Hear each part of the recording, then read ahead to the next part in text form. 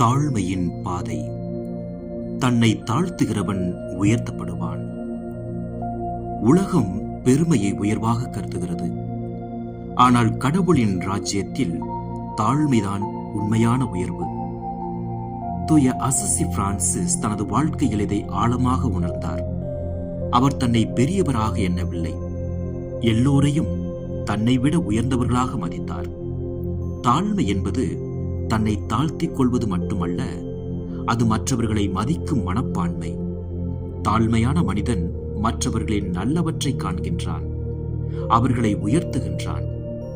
குடும்ப வாழ்க்கையில் தாழ்மை என்பது மிகவும் அவசியம்.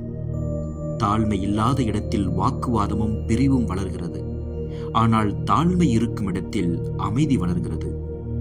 என்று நாம் கேட்க வேண்டிய கேள்வி, நாம் குடும்பத்தில் ஒருவரை ஒருவர் மதிக்கிறோமா?